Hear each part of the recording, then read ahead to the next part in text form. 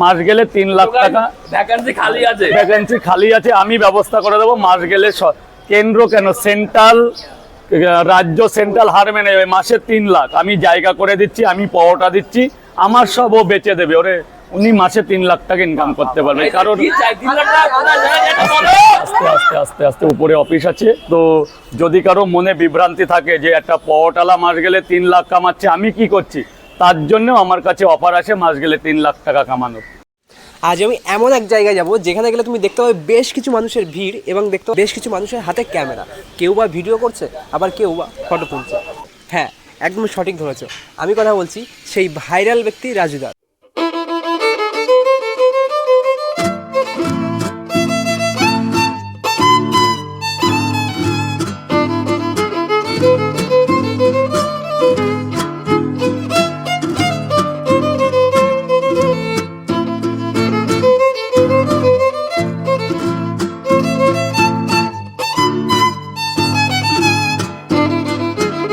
এখন আমি দাঁড়িয়ে আছি পশ্চিমবঙ্গের সব থেকে ব্যস্ততম রেল স্টেশন শিয়ালদাহ।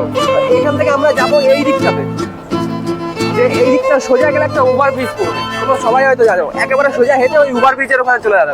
তো চলো যাই, আমরা অনেকটা বেশি লেট করে ফেলেছি আজকে, জানি না রাজুদাকে পাবো কিনা, বাট যাবো, চলো। তো আমার ডান দিকে দেখতে পাচ্ছ শিয়ালদা মেট্রো, এখান থেকে সামনেটা দিয়ে যাবো আমরা। এইটা দেখিয়ে দেশ না, এই যে শিয়ালদা মেট্রোর সামনে দিয়ে আমরা যাব। আর এই যে সামনেটা হচ্ছে ওভার ব্রিজ।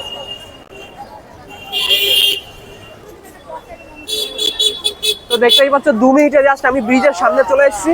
এইবার এই যে ব্রিজটা, এই ব্রিজের থেকে আমার ডান দিকে, মানে আমরা যাওয়ার সময় বাঁদিকে যাব। এই যে ব্রিজ, এই ব্রিজের বাঁদিকে যাব।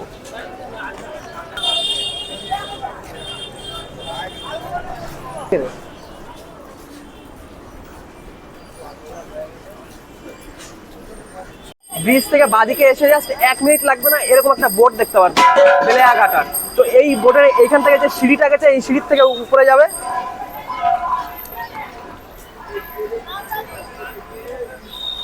আর এইখান থেকে উপরে আসলেই সামনে একটা সাবওয়ে দেখতে হবে।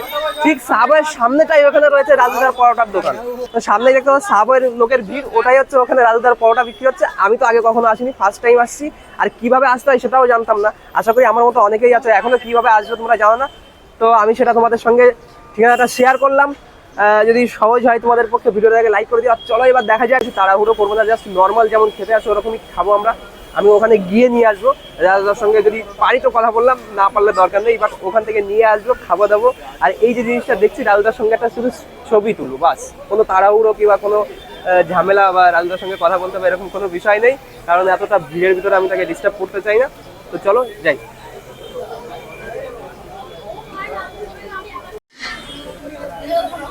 দাদা পরোটা আছে? নাই? যা ভাই, পরোটাই নাই, পরোটা শেষ হয়ে গেছে।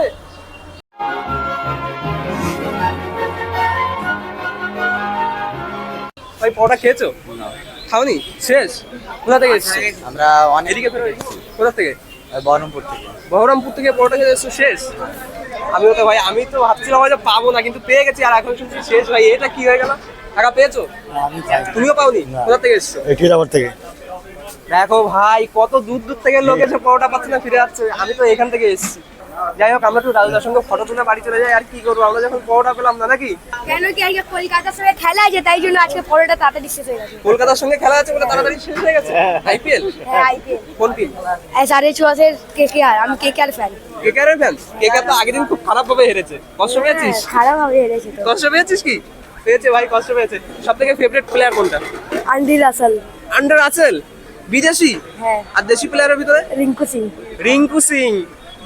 রিঙ্কু সিং কিন্তু ভালো ফর্মে নেই ভাই, একটা ম্যাচও ভালো পারফরমেন্স করছে না। ফটো তুলবো তোমার সঙ্গে? পরোটা খেতে এসেছিলাম 3-4 জন মিলে, কিন্তু তোমার সঙ্গে পরোটা খেলাম না। কেন বললাম তো, কটার মধ্যে আসতে হবে? আজকে আইপিএল খেলা আছে তাই। তুই একটা ফটো তোলা, তুই ভিডিওটা কর দাদা। কটার মধ্যে আসতে হবে দাদা পরোটা খেতে হলে? আসতে হবে 11টার মধ্যে, কিন্তু আজকে IPL খেলা আছে, আমি তো জানি না। আমি সেই 400 পাওয়াটা তো 400ই নিয়েছি, লোক এসছে এত, ওই জন্য। 8টার মধ্যে শেষ হয়ে গেছে? হয়ে গেছে? ঠিক আছে দাদা, থ্যাংক ইউ। নেক্সট একটু অন্যদিন আসবো। कोई बात नहीं, हम तो चूतिए हैं, दोबारा ट्राई करेंगे। মানুষের স্বপ্ন যেন পূর্ণ হয়, আমি যেন অনেক টাকা ইনকাম করতে পারি, তবে সততা নিয়ে, পরিশ্রমের মধ্যে দিয়ে, অসৎ পথের পয়সা নেই। যদি ইনকাম করি 500 টাকা, মানুষ বলে 25,000 টাকা, তো এই 25,000 টাকায় মানুষ, অনেক বয়স্করা বলে মানুষের মুখের কথা নাকি লেগে যায়, তো তবে আমার জন্য খুব তাড়াতাড়ি লাগে। সত্যি এটা কিন্তু ক্যালকুলেশন, মানে আমি পড়ে এখানে আর উনি ঘরে বসে বলে দিচ্ছে আমার ইনকাম। তো ওনার মনের আশা যেন সত্যি পূর্ণ হয়, আমি যেন বেশি ইনকাম করতে পারি, কারণ হ্যাঁ, আর সে যদি এরকম 2-3 লাখ টাকা ইনকাম মাসে করতে চায়, এসে আমার মতো রাস্তায় পরোটা বেচুক। আমার আরো একটা দোকান আছে, আমি ওখানে তাকে সেট করে দিচ্ছি। তো ভাই চলো, রাজুদার মুখে অনেক ভালো ভালো কথা শুনলাম, আমার তো বেশ ভালো লাগলো, কিন্তু একটাই দুঃখ হয়ে গেল, পরোটা খেতে পারলাম না।